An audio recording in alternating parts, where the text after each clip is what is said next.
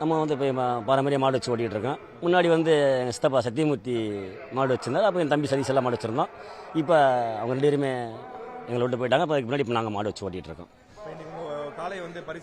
என்னோட காலை வந்து இன்றைக்கி சைக்கிள் வாங்கியிருக்கு. இது இந்த வரை இது 4வது வெடிக்க இங்கே அவுத்துருக்கு. ஆனால் நாங்கள் உள்ளூர் அவுத்துருக்கோம். அது பல மாவட்டங்களில் அவுத்துருக்கேன். அது வந்து எங்களுக்கு ப்ரைஸுக்காக நாங்கள் மாடு ஓட்டலை. எங்கள் ஊர் பேர் வரணும், அதுக்காக மாடு ஓட்டுறோம். பேர் வந்துருச்சு. எப்பயும் என்னோட பேர் வந்து எல்லா மாவட்டத்தையும் தெரியும். என்னோட காலை பேர் வந்து ஒன்று பேர் அனில், அன்பு அனில், ஒன்று அன்பு மாறன்.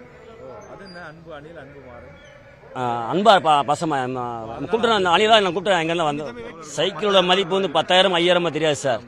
எங்கள் பேர் வந்து எங்கள் ஊர் பேர் வந்து ஒரு மைக்கில் வரணும், 4 பேர் சொல்லணும்.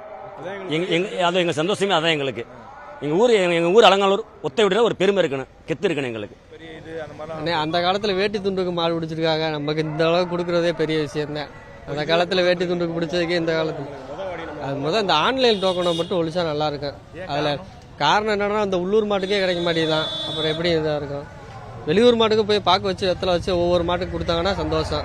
இங்கே உள்ளூரில் ஆன்லைன் டோக்கன் போட்டு அது வருதா வரலையான்னு பார்க்குறேன். நைட்டுலாம் 9 மணிக்கு டோக்கன் வந்துச்சு. 9 மணிக்கு வந்து 9 மணிக்கு மேலே மாடை ஏற்றிட்டு வந்து இங்கே அவுத்து இப்போ சைக்கிள் வாங்கிட்டு போகிறோம். சைக்கிள் கிடைச்சிருக்கு. சைக்கிள் கிடைச்சி எவ்வளோ சந்தோஷமா இருக்கு? சந்தோஷம் தான், கொஞ்சம் சந்தோஷம் தான். வீட்டில் நம்ம அந்த பாடு நம்ம மாடை பார்க்கல, நம்ம மாடு சைக்கிள் வாங்கியிருக்குன்னு தெரியுமில்ல. அப்புறம் ஊருக்குள்ள 4 பேர் அந்த மாடு சைக்கிள் வாங்கியிருக்குன்னு சொல்லுவாங்க. அதனால தான் ஒரு பெருமை தான்.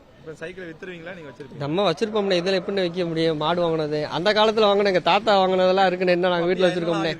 எங்கள் தாத்தாலாம் நிறையா வாங்கியிருக்காருண்ணே. வேட்டி துண்டுதேன், வேட்டி துண்டுதேன். இப்போ வரைக்கும் உங்க பேரண்ட்கள்லாம் எடுத்து பெருமையாக பார்ப்பீங்க? பார்ப்போம் கண்டிப்பாக. என்ன சொல்லுவார் உங்க தாத்தா? எங்கள் தாத்தா என்ன அந்த மாடை பிடிக்கணும்னா வைக்கணும்னு தான் சொல்லுவார். வீரம் தான் சொல்லி கொடுப்பாங்கல்ல ஊரில் பழக்கவாடியில். அப்போ தாத்தா மாதிரி நம்மளும் அவரோட பேரை காப்பாற்றணும்னு வந்துட்டீங்க நீங்க? ஆமாம் கண்டிப்பாக களத்துக்கு வந்தாச்சு. என்ன படிச்சிருக்கீங்க?